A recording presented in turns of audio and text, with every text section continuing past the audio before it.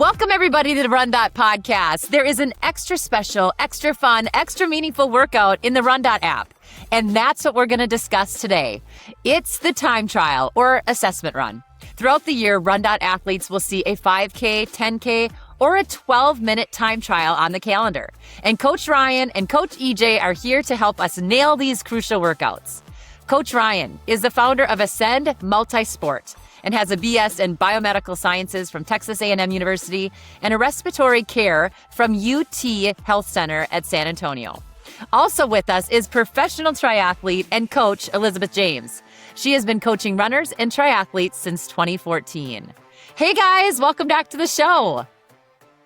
Hey, Carrie, so excited. I love this. It's been a hot minute since here, and this is going to be a lot of fun. I'm looking forward to it. Yay. EJ, you pumped to be back? Yeah. Oh, absolutely. Yes. I mean, anytime I get to talk to you guys about running is a good day. So let's do it. All right. Well, I'm Carrie Tellefson. I'm an Olympian broadcaster and your guide to the world of RunDot. We treat the show like any good workout. We'll start with our warm-up question, settle into our main set conversation, and then we'll wind things down by having our coaches answer an audience question on the cool down. Lots of good stuff today. So let's get after it. This is the RunDot podcast, the running show that brings you world-class coaching with every conversation. Let's get started with today's warm-up. All right, our warm-up question today. I like this one. I had to think pretty hard on it. But if you could choose what song was playing as you crossed the finish line of a big race, what song would you choose? EJ, let's start with you.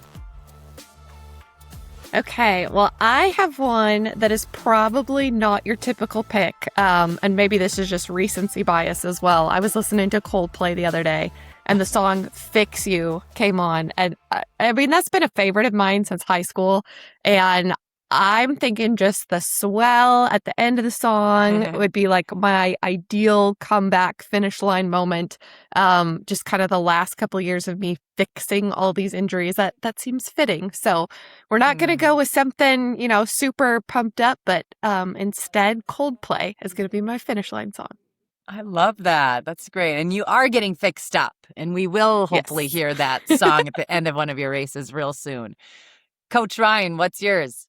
Yeah, Carrie, when I saw this question, I was like, this is a hard one. I can think of all the songs I like listening to as I take off in a race, in the middle of the race. But at the finish, I was like, wait a minute, I've never really thought about that. And I had to think a bit hard, and I'm a classic rock kind of guy and rock and roll. So I'm going to break the rules here. And I've got two songs. And one is All Right Now by Free, so really classic rock. And then the other one is more grunge, kind of in that 90s era, Higher by Creed. Oh, yeah. Both happy songs and chorus, and I think chorus says it all about, it says enough about the whole thing. Crossing the finish line, I could hear both of those happening, not at the same time, of course, but I think I have two. So I'm sticking with it. That's okay. We can, dare to be different. I like that. I am from Minnesota, and a lot of people know that now that when they've been listening to the RunDot podcast. But I always think of like Prince because he was from here, and Let's Go Crazy came to mind for me. But I also like Lenny Kravitz, and I think of American Woman. That one was always a fun one that they'd play indoors. My agent had a race, and he would play that when I would run because there's a good beat there if you've heard it. I think Whoop, There It is fun. But some of the, I was looking at the lyrics, I'm like, maybe I didn't know what all those words were, but I think that's a fun one. There's so many good ones and I'm not one to have a playlist. Are you guys do you listen to music before you start your races? Yeah, always. Actually, I do. Yeah. Really? It's a mental boost, man. And it just gets the adrenaline really amped up for me. Yeah. I never took the time to make them, but I do like listening to music before I race. And then hearing it as it plays. So anyway, well, we want to hear from you. Check out our socials and drop us a little note on what your favorite song is or one you would want to hear as you're passing through the finish line. Let's go. All right, let's head to the main set. We're going to start off with just the basic question. What is the assessment run in RunDot? Who wants to take it? I'll jump in first. Okay. Yeah, there's kind of two paths for the assessment option, although there are 3 different sessions that could be on the RunDot calendar. And so kind of that first path is either your 5K or your 10K time trial. And this is, I would say that it's kind of what runners would see most often on their plan. The most common would be the 5K time trial. But if a runner's 10K time is under 40 minutes, then RunDot may switch them to a 10K assessment. Now, often we don't see that like in the middle of a training phase, but if they are kind of switching training phases, or we have the opportunity to kind of lengthen that assessment for them, then it could be a 10K instead of a 5K. But this is one of the things that I'm actually super excited about. I know Ryan will be able to speak to this a little bit more. He's used it with some of his athletes.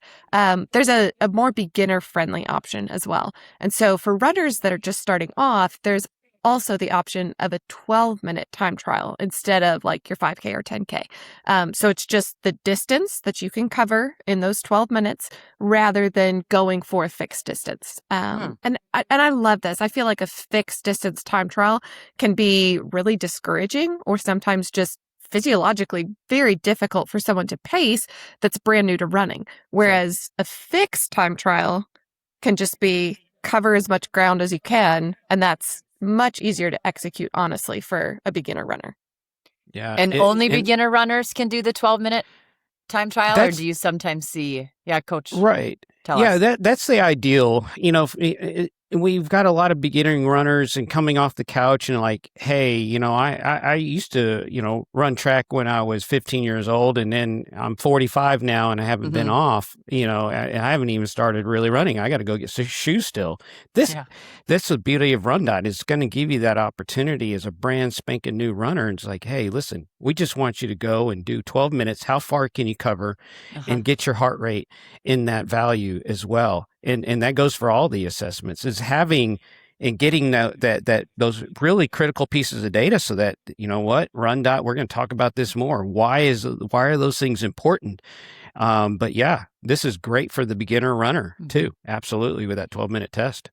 And it's about once every 4 weeks. Is that right?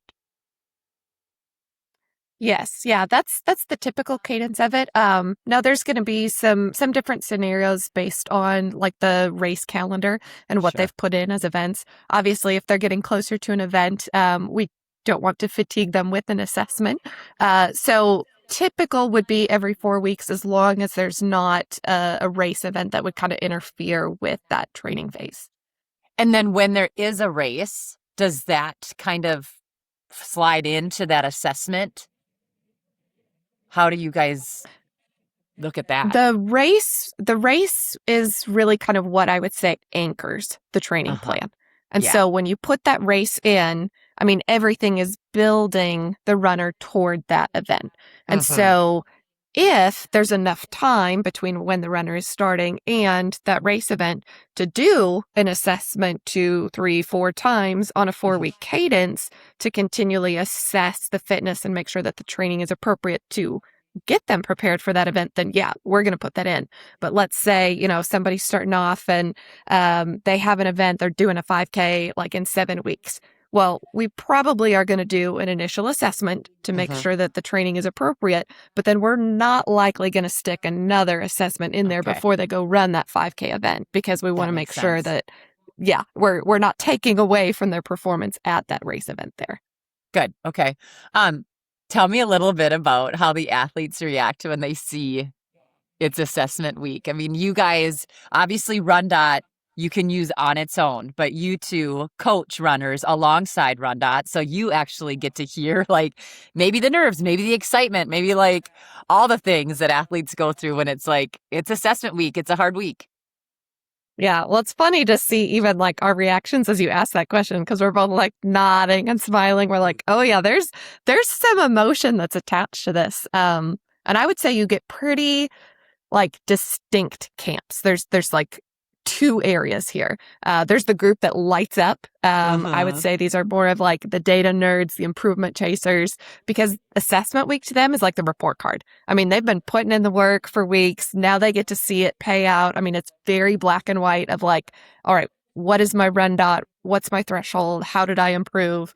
And that feedback loop is very positive reinforcement for them. I mean, they're hooked on it. Yeah. And then you get the other group that like dreads it a little bit. And I mean, honestly, I get that. I mean, these assessments, they hurt in a way that a normal training run doesn't. And they're supposed to be like that. But there's nowhere to hide. Like you can't just cruise through this. You find out what you are capable of on the day. And sometimes that's an uncomfortable answer. It's not always going to be an improvement. Sometimes it's a reality check. Sometimes it's a hard conversation, either with your coach or yourself, as to where things really are and what the training needs to look like. Yeah. So I think you get people that are really excited for it, and then people that are dread it, and both are normal. I've been in both camps. Sometimes I'm like, yes, I can't wait to crush this. And other times I'm like, oh gosh, like this is the reality check that I need right now, but I'm not looking forward to it. Yeah. Yeah, absolutely agree. Everything EJ just said, that is, it resonates from as a coach and for personal. I mean, like she said, I was like, oh, this is assessment week. Here we go. And yeah, I know we're going to talk a lot more about, okay, how do we handle that part? But, what EJ said, Coach EJ said was perfect. Mm-hmm. I know that's the fun part, I think, though, about coaching athletes and having a coach is being able to deal with that kind of nerves going into workouts and then being able to figure out how to use that energy, knowing that you did it, then going into race week. And, that's something that I really miss in my training, because right now I'm just kind of training for life and just having fun, not doing anything really. I'm just kind of going out for jogs. And then I run hard some days when people are faster than me. And then I run easy some days when I'm going with the kids. But I miss that like ebb and flow of like really devoting myself to getting after it and to going hard and doing something like an assessment run. Yeah. And it's perfect mental preparation too for racing, as you said. Sure. I mean, there's a good part of that translates perfectly. The nerves, the anticipation, the wanting to do well, and then, kind of assessing the results and figuring out what happened, what could be better, how well did you execute. So it's important for the training, but it's a great skill that I think often gets overlooked in that assessment piece. It's like, this is also mental preparation, physical preparation for race day. Like this, kind of treat that like a little race rehearsal. Exactly. Race rehearsals are so good for us in life and then beyond, to be honest. Like, it's, I tell my athletes this all the time that, what we experience as athletes really only make us better people. So I agree. Let's talk a little bit about the assessment week and what it serves. I mean, it serves numerous purposes for TriDot when you're a triathlete, but also RunDot training software as well, and the athlete. So talk me through the different purposes for a regular assessment here at RunDot. Yeah. There are multiple purposes with TriDot and RunDot, the software. It's all about having accurate training zones. That's exactly what you need. I mean, I don't know too many people that are just allowed to get out the door when they've got a half marathon, 5K, 10K marathon in their calendar, and they're like, well, I want to randomly train today. And so, in other words, with this data, putting it in there, it's gonna create their zones, their pacing zones, their heart rate zones. And if they run by power, it's always an option. If you have a power meter, then you can those zones will be set up appropriately as well. So it having these regular assessments is just going to continue they'll update, they're going to adjust, which is really nice with the TriDot and RunDot system is it also adjusts for the environment. So your paces and your zones for your paces and your power zones adjust for the environment, temperature, humidity, elevation. And it's such a critical piece, especially, for us. I don't know about y'all's weather, but I know here it's routinely hitting 90 plus to 100 plus degrees, and humidity is just ridiculously oppressive. So this data goes into the system and being able to help you train appropriately, no matter where you're at, what the conditions are. Now, for the athlete, it's not just about the zones. You guys actually touched on it already. It's about the opportunity to learn and get those repetitions of practice without the pressure of an actual race. And even though it may give that same, it should, and it might do that. And I think a lot of times it does, gives that same nervous energy, which I translate that to positive. And I encourage my athletes to do the same things. Like, this is positive energy. That means you're invested in what you're doing and you really value this. And so turn it around and put it into action, getting those assessments done. So there's that purpose there. And I say, because this, again, this means something to you, but in the end, these assessments are practices for warming up, practices for fueling properly, learning execution styles, practicing that execution, again, not having to worry about the actual race day. You're just practicing it now. And so it changes that mental kind of outlook on things. And then again, practice makes perfect, right? So keep practicing those assessments, because on race day, you're going to have it nailed down pack for sure. Yep. EJ, you have anything to add? I love that, Ryan. I mean, you said that so well. The other thing that I kind of use the assessments for, and this is much more from the coaching perspective, but I think that athletes can use this as a sign as well, is that if something just isn't quite adding up in an assessment, or, the series of 2 or 3, sometimes that can be a big red flag. And so if the zones are coming back flat or slower than expected, or there's just something that is, almost like an anomaly in terms of where the heart rate is, those can be things that I would look at as a coach and say, okay, what else is going on here? Maybe life stress is up. And so maybe they're not recovering well between sessions and they just can't push that hard. Maybe their resting heart rate is, way higher than we would expect. And so I think sometimes the assessments are also a really good checkpoint to just see what else is going on besides the training. And oftentimes the assessments for my athletes are what prompt that talking point of what else is going on. Why do we think maybe this wasn't as good as we were expecting, and what else is going on?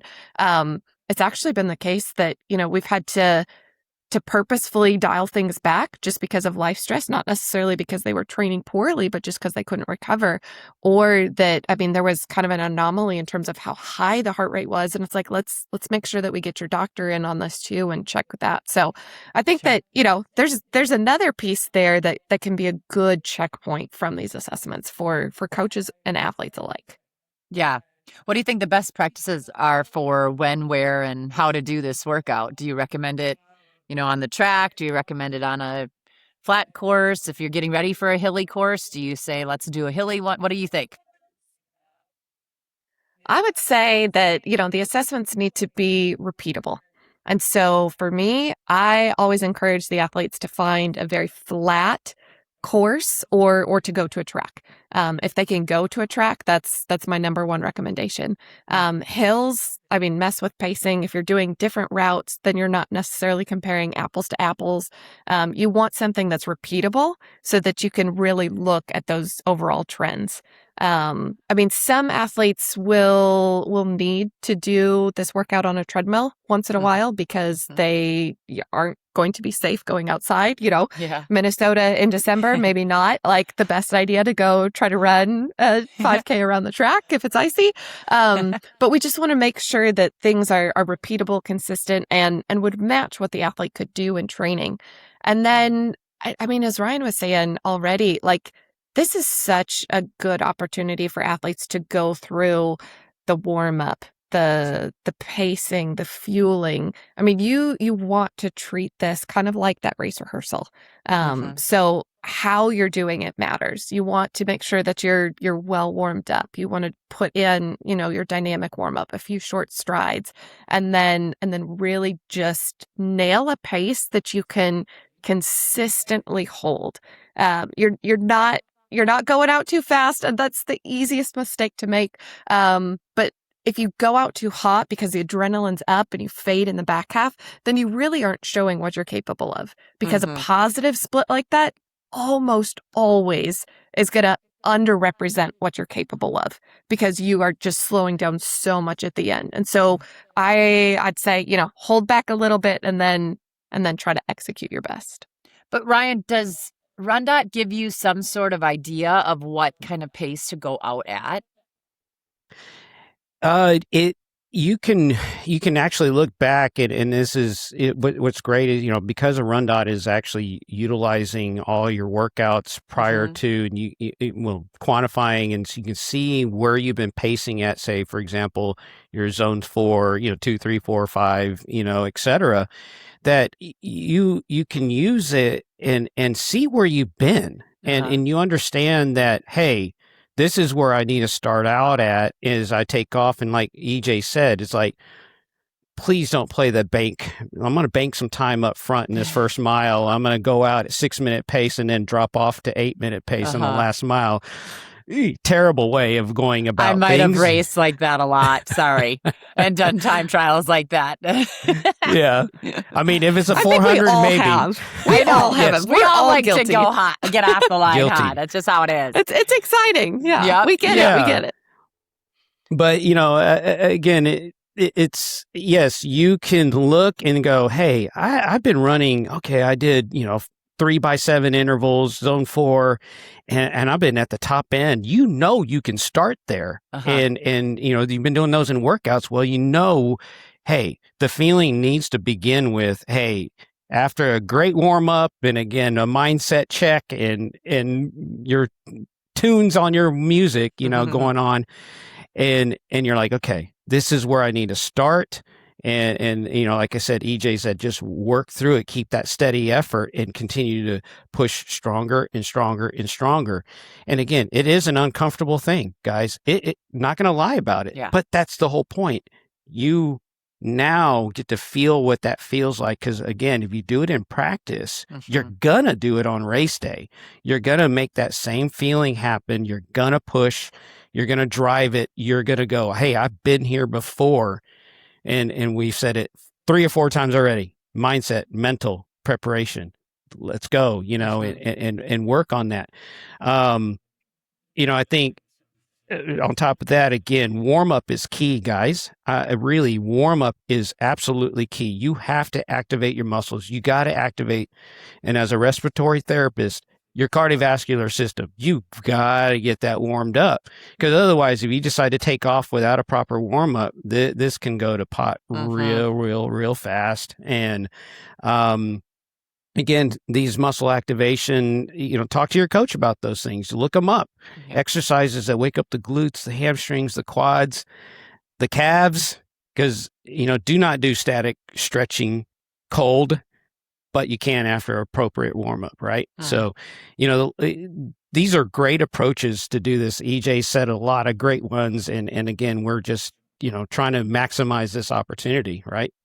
Well, I know what the next podcast should be with you and I, Ryan, is the proper warm up. And that we could talk about for 30 minutes, because there's so many people that don't understand why we do drills, why we might do a couple wind sprints or strides before, and this is the perfect type of workout where we do want you to do some strides. We do want you to make sure you get some water in. We want to stretch. We want to do drills, because we're going to spike our heart rate off the line. So we're going to do that. Okay. So hold me to it. Okay. All right. Okay. Next question. What advice do you have for pacing the 5K and the 10K effort? We kind of got into it with Ryan a little bit, but EJ, I could see that you were, nodding your head when he was talking about maybe looking back at some of the workouts, things like that. What do you advise to your athletes about pacing? Yeah. if an athlete is doing, the assessment for the very, very first time, it's often difficult for them to know how to pace it. And that first one is truthfully a little bit more of an experiment of like, hey, let's see what happens during this. And I encourage them to start off more conservative, hopefully build their way through.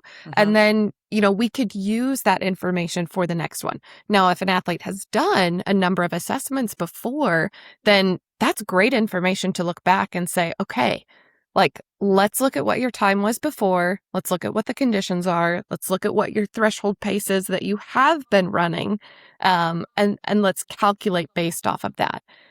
It's the numbers are going to be different for everybody, but that same principle that we've talked about of like wanting to run kind of like an even effort and not do that fast and fade is key. And I know that we talked about this before, but I just want to hammer that home that like, if you go out too hot, you don't actually test your threshold.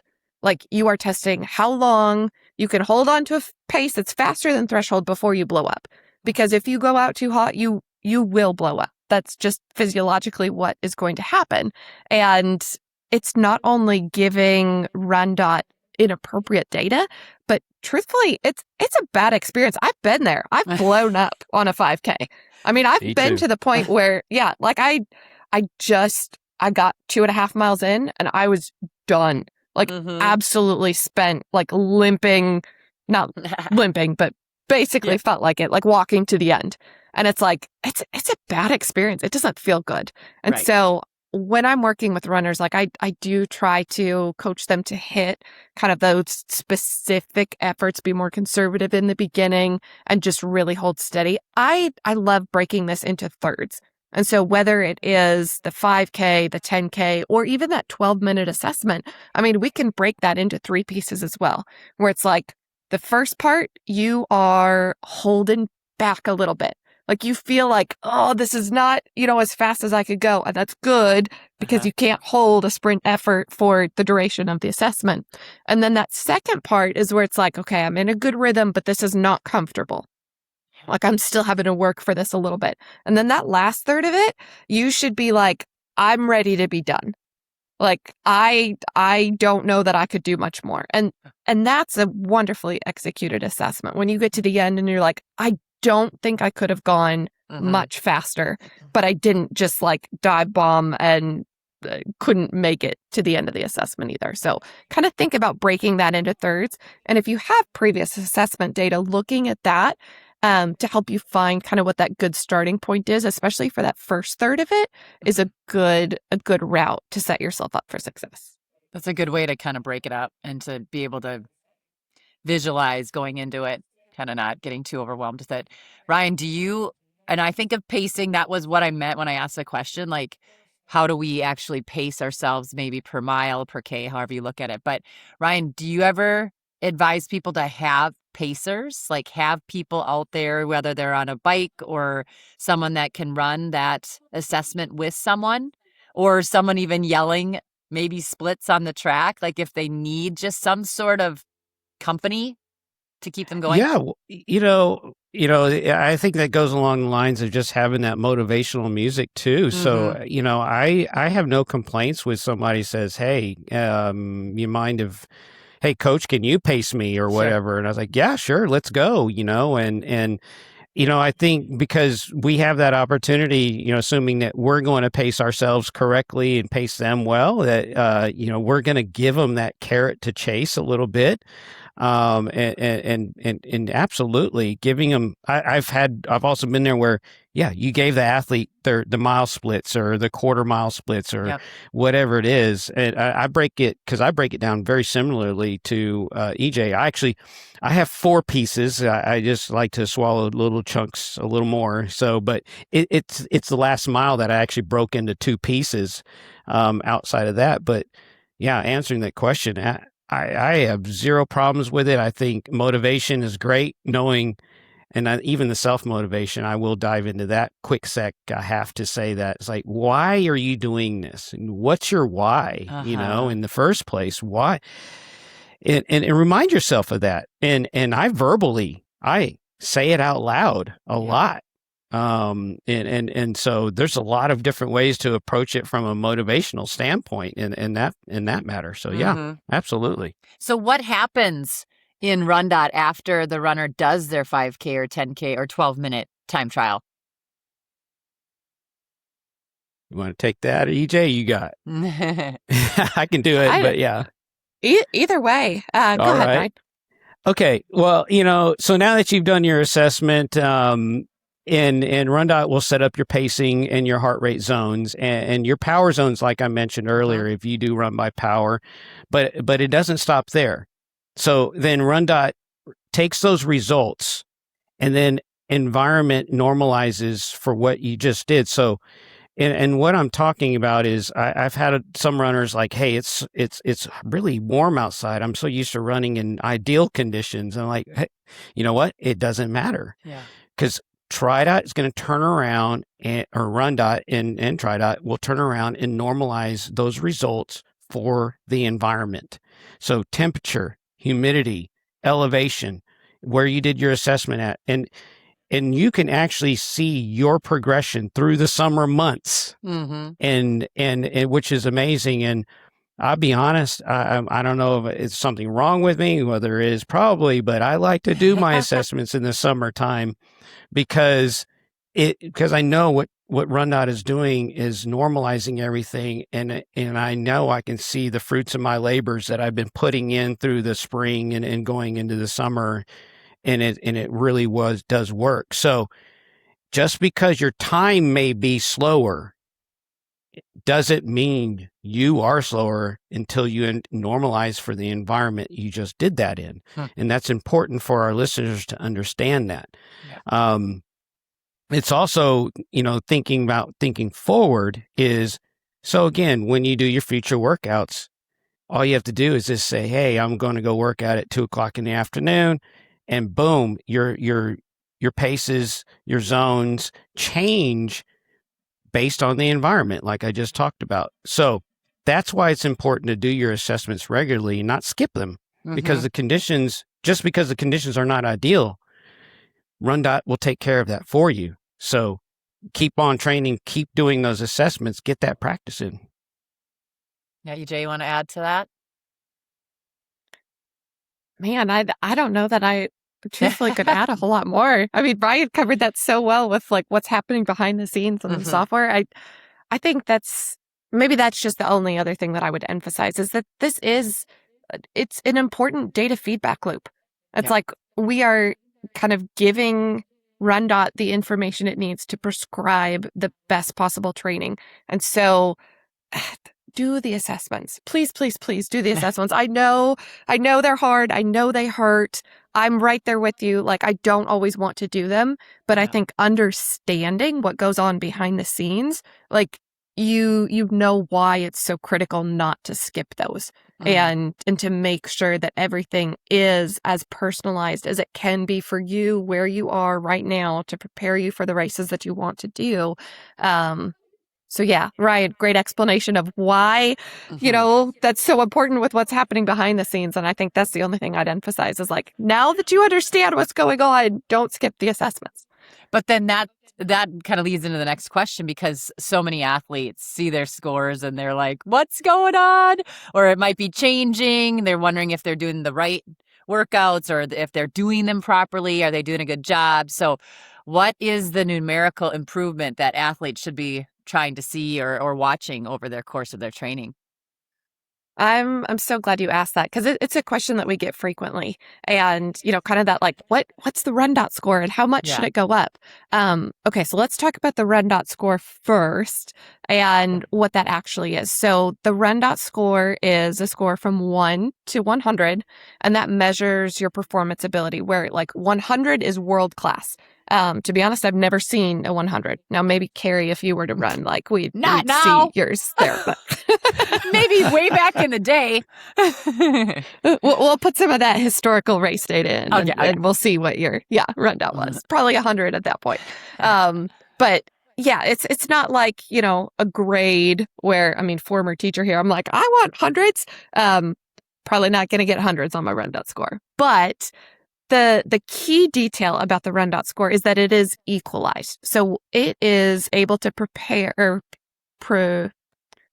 compare, goodness, lost my words completely. Okay. It's comparing your performance against someone of like a similar age and gender. So right off the bat, like you're not having somebody that is 60-year-old being compared to someone that's a 22-year-old elite runner.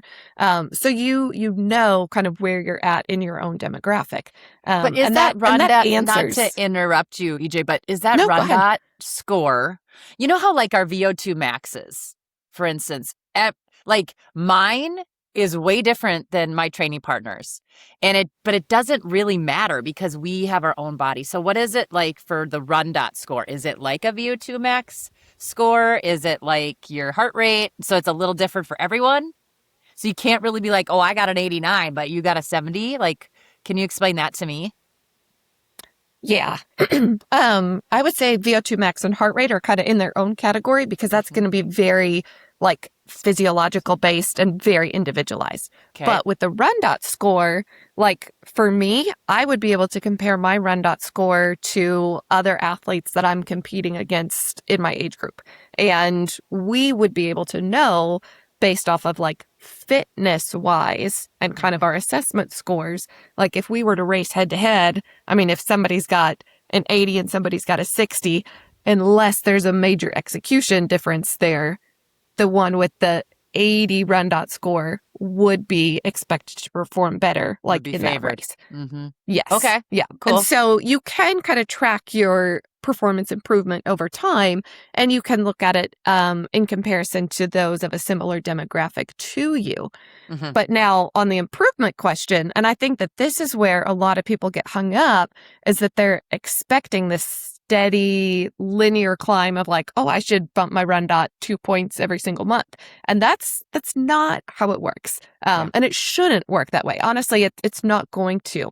A 2-point improvement for a developing athlete, somebody that's just starting off, could be in a matter of weeks. Whereas somebody that, you know, is up in the upper 80s for their RunDot score, getting a 2-point jump for like an elite athlete, that could be years of dedicated training because they are so close to their performance potential already. And so as runners are starting off and those RunDot numbers are lower, they have more of an opportunity to improve and improve at a faster rate. But the closer you get up beyond like a RunDot of 70, it's going to be much more difficult to see that continue to climb, and especially at a quick rate. Yeah. So, yeah, I hope that helps a little bit. It does. Yeah. Ryan, anything that you would add there? No, you couldn't have said it any better, really. It that was a perfect explanation. And you know, being at the pointy end of the spear, like say Carrie, you would be at that pointy end of the spear. You're like, wait a minute. It's like I'm not adding bumping the dots, so to speak. And so that doesn't mean you're not improving, and that doesn't mean you're not progressing. You absolutely still are. It's just not as when you get newer runners, like EJ was saying, they'll see some bigger gains quicker just because they've been in the sport, new to the sport. Sure. You know, so yeah, absolutely. EJ nailed it on that one. Absolutely. And EJ, you know, you're coming back from this injury, so once you're ready to do those assessments, you have to be willing to probably have a lower score coming in, correct? So you're going to see that. And that actually, I kind of like that, you know, as an athlete when I was coming back from injury, I had no idea like where I was. I mean, I could watch the time, right? I could watch my heart rate, but that RunDot score might give us just kind of like a little egg to chase to get back to where we should be or where we've been in the past, not just looking at times all the time.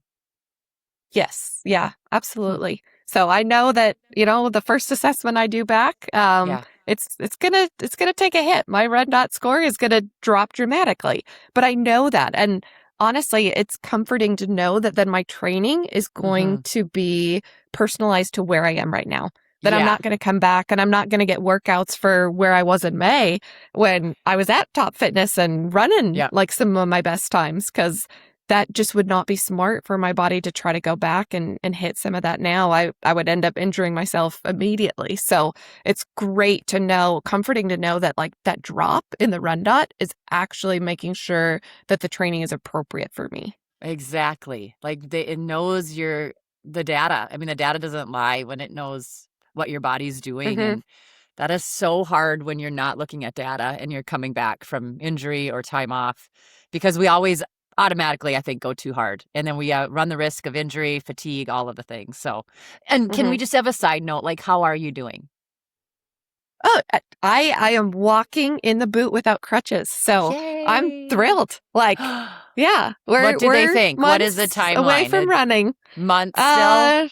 Yes. Yeah. If I'm Aw. running by November, that will be wonderful. But I'm allowed to get on the bike in the boot. Okay. So I'm starting to get some of that cardiovascular training up again. And Can you get on the we'll get UBE? there. Can you do the arm bike yet? Oh, I've been doing that like You have. since the day after surgery. Yeah. I Sometimes tell you what, people, that's they hard. don't want you to have that pressure on your heel or on your foot, but it is so hard. I up, forward, backwards, all the things. It's so good though. Get so sweaty. Oh yeah. Yeah. That's been an interesting investment of time Yay, in the gym. but you're on the mend. Okay. Good to yes, know. on the mend. Okay. Tell me a little bit about how does our performance in the time trial impact our future training sessions? Ryan, let's start with you. Like, what do you take from it and where do we go with it? Yeah, it has a direct impact. Obviously, we all want to know what our zones are to continue to progress in training, right? And I always compare this to random training produces random results. So I don't like random results. So what it's going to do, your time trial numbers are going to have a direct impact by setting up your zones appropriately. We've talked about that already, and it's not just appropriately; it's precise. And again, on top of the precision of your zones being set up, it's adjusting for your environment you're training in. So knowing all of this, with RunDot, knowing your zones and how fast to run when it is 90 degrees and humidity is just ridiculous, you can still properly train. Mm-hmm. I have seen this. I don't know how many times a week I see this. And is when I see athletes like, how do y'all doing this? How are you training in the middle of the summer and these heat waves are coming in? And I just feel so wrecked and exhausted. And it's like, well, RunDot, use it, try it, because that is exactly what it's doing for you, is helping you. And that's how it impacts your future training sessions, is by making these adjustments right then and there with the tap of a button. Mm-hmm. And so it's such a key thing. It's like people don't realize that value there is precision in zones, precision and environment. All of those impact your future training sessions for sure. EJ, Ryan just said key. And that made me think of this as, it is a key session of your training cycle. So is there ever a time where it's okay to skip it? Or also, like, on the flip side, like if you are just like feeling it and you are in this rhythm and you're crushing your training, do you ever throw in an unscheduled assessment just to make sure like you haven't really bumped up a bunch of points and you are at a new level? I'm glad that we kind of came back to this, because after my whole like, hey, do your assessments, you need to do them. Like, but this is so important. I was like, oh, but there is a caveat here. So Okay. I'm glad we're kind of circling back to that, because there is a time and a place where you should skip the assessment. It's not, a like non-negotiable type thing. If there's a legitimate reason to push it back, like if somebody's sick, if they're dealing with an injury flare up, if they're just going through like a brutal stretch of life stress, then yeah, we maybe don't want to do the assessment for, that week, maybe that day. Like there are very legitimate reasons to push it back. I mean, goodness, me with this injury, it will take me a long time to work my way up to being able to do an assessment again. And I will need the doctor to sign off. I'll need the PT to sign off. Mentally, I'm going to need to be ready for that too. And so if somebody is coming back from an injury, like we need to build up properly before we go and do an assessment. If somebody has a previous injury that's like starting to flare up a little bit and we're able to keep training, but working maybe with like a PT or somebody to just keep things happy and calm, we might want to be mindful of not going at an all-out effort and flaring things up with an assessment, especially if it's a part of the training block where maybe it's their last one before the race. It's like, let's make sure that we're continuing to keep the body in a state of happiness and what it needs. And then again, like if somebody's sick or if they have been sick and they're just coming back. I had an athlete, gosh, it was earlier this year, and they had the flu the week before.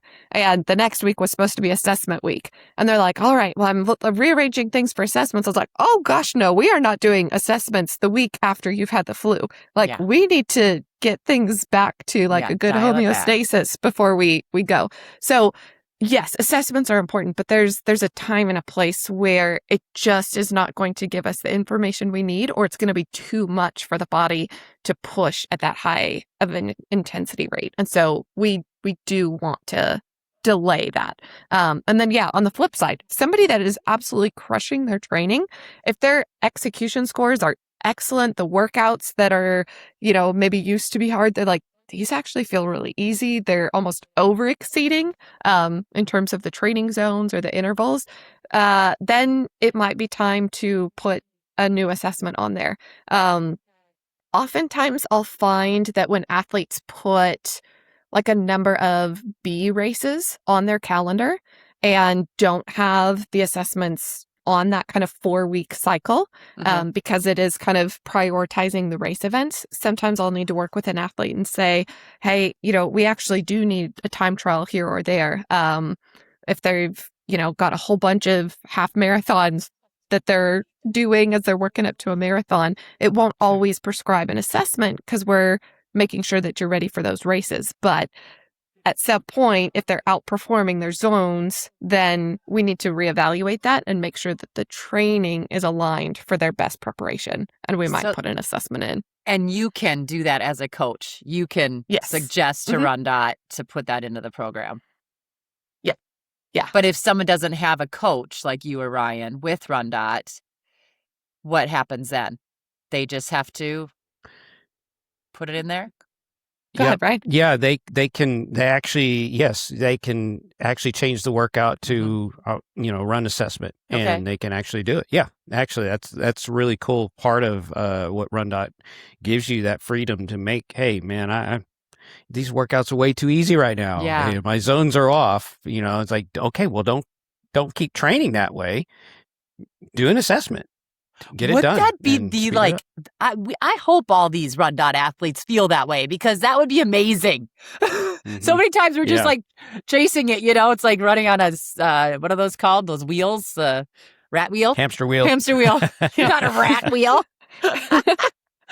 But I think that would be so cool. There are times, like I remember a few times in my career when I was like, I'm just nailing it, and that is such a good feeling. So I hope people experience that a couple times in their training blocks.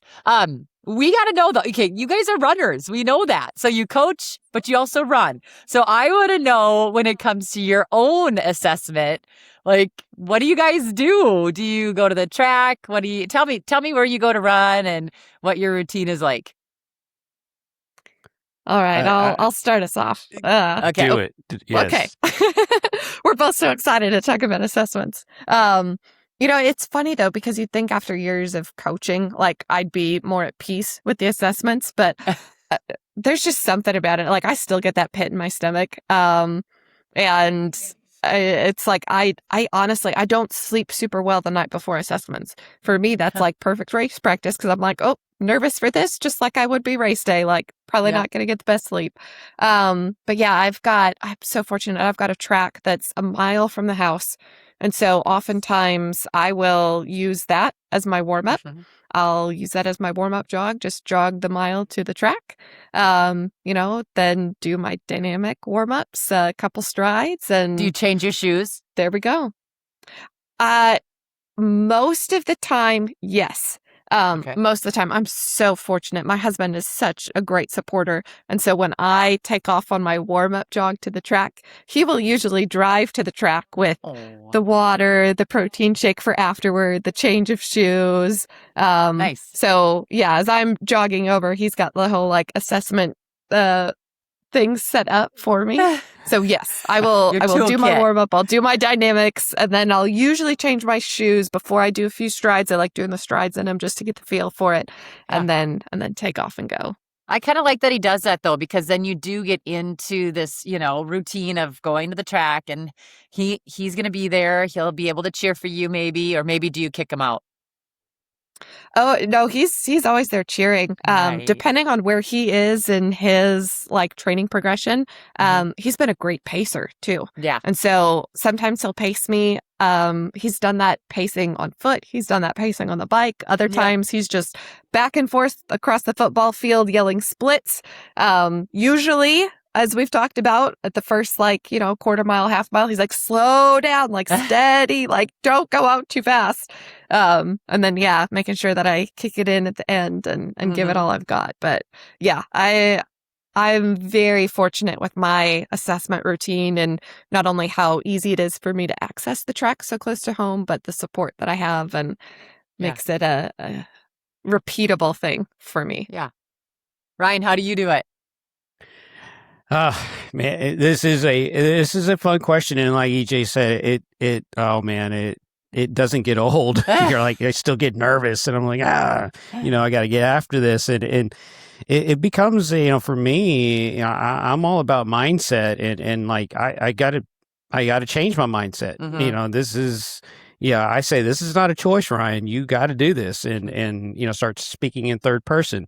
So, but over time, I have created several routes in my area, and with the Texas weather, it's like these winds are ridiculous out of the south a lot of times, and so I have to be mindful of that, and so sometimes either I go to the track like EJ, or I will just like, what, I'm tired of that track, and I'm just going to go east west and just have a side wind kind of thing.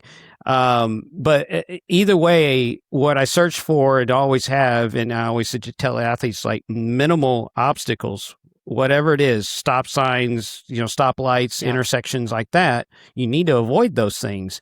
And you're out and back, your start and end point have to be in the same place. So, that's why I've created so many routes to get these things done. But I do have my playlist ready. My playlist is ready to rock, and I call it, my 5K race playlist.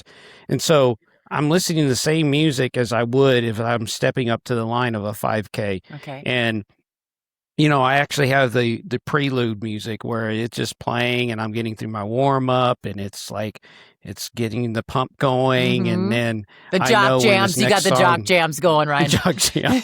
No, it's a lot of Those rock. are good ones, actually. And then there's some things you don't want to see my playlist, Carrie. I'm just saying. I love big hair bands. Believe me. Well, some of it's really rude stuff. Oh, but, whatever gets you going.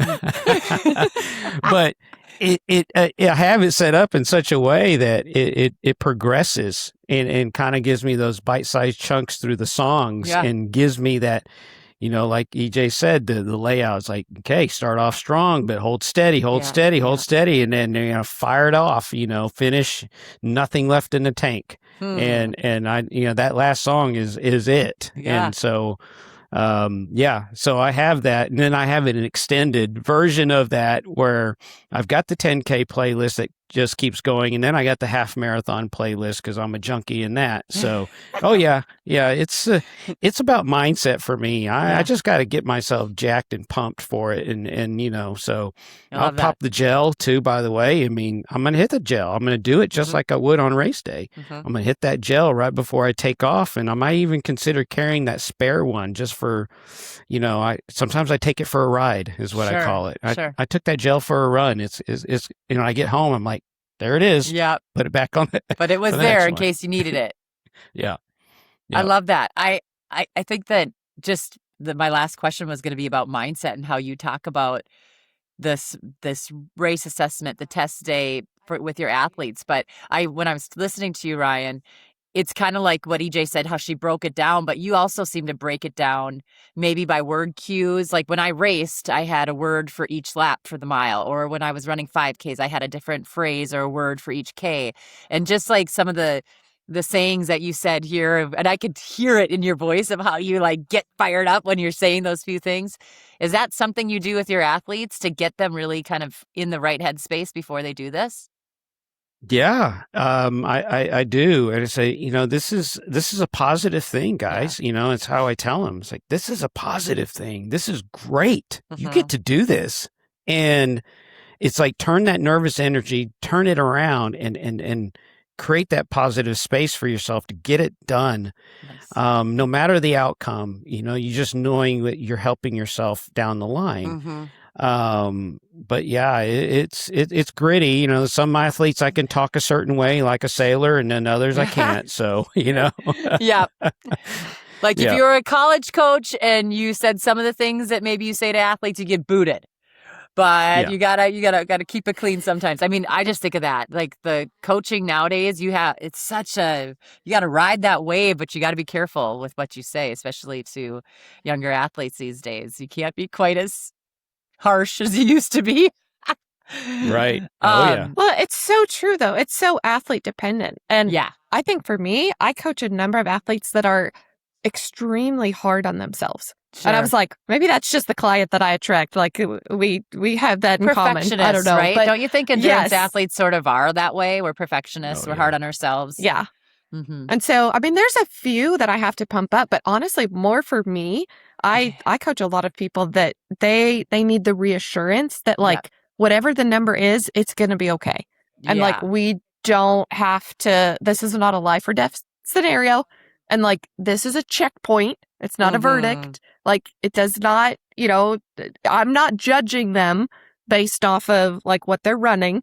Like we will still work together. We'll still coach. Like if something happens, it's okay. And I think the other part of that, and we talked about this a little bit, even like with the injuries that I've had, is it's an honest effort. It's not a personal best every time. Now, if somebody hits a personal best every single time, fantastic. Then they also probably have one coming that it won't be.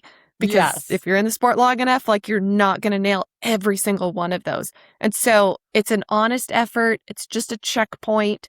And like ultimately, we have the opportunity to say and to tell the RunDot software, like this wasn't an honest effort or this wasn't the assessment. Yeah. And I think that that's one of the things that I just thought of now, and I really want to reiterate, like, if you have an assessment that just tanks, I think some athletes are so worried about the assessment because they're like, but all my numbers are going to like be based off of that. It's like, yes, but like you can still go in and manually remove that if it is not an effort that is going to serve you well in your training going forward. Like, we need to be honest with ourselves. But yeah, the assessment where like I couldn't make it past 2.5 miles and then like walk to the finish, I did not leave that in there as an assessment because it would have made everything way too easy for the next couple months. Or that train goes by when you least expect it. Because believe me, that can happen for sure, So you never know. There could be things that mess up an assessment. So it's good to know that you can take it out, EJ. That's a good point. Yes. I have one last question before we get to the cool down. How often do you find that these assessments line up pretty evenly with a race effort? Or do you typically always see that an athlete can go harder in races just by being in the environment and being, really ready, maybe even tapered down for a race? Do you naturally see a tick in pace where they are running faster during their races? Ask that again real quick, Carrie. Say that again. I just want to know if the assessment is pretty close to actual race pace for a lot of the athletes, or is it still, for me, I find it, I did have some time trials. For years, my PR for the 800 meters, so it was a little bit shorter, but was from practice. So I know that some people can nail it and like hit it, but I'm just wondering if an assessment is usually a little bit slower than your actual race day. performance. Yeah, I have found that over my experiences as myself, personal Yeah. experiences, even as my athletes. I was like, yeah, they've done did a 5K assessment, but then, obviously the difference is they're not tapered Yes. for these assessments typically. They don't have It's the not a ambiance fresh, around them, no. Yeah. Right. And so that's important to note is like, hey, while now I've had a lot of these like, man, I just PR'd my 5K in my assessment. And I was like, that's great. Wait until race day. Right. You're about to do it again.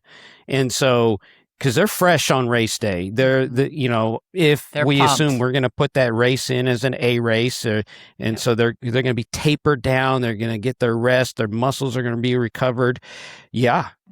We expect them to really smash out that not assessment, but that race. Yeah. And so yeah, to differentiate between the two, typically you wouldn't expect a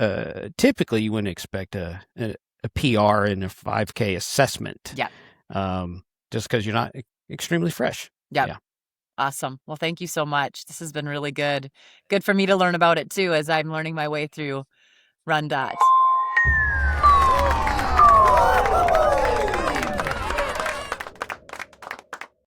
Are you ready for the cool down question? I think this is going to just be for the ladies, Ryan. Well, boo. I mean, I come on now. But you have lots of I might ladies in learn your something. life, so you will learn something today, okay?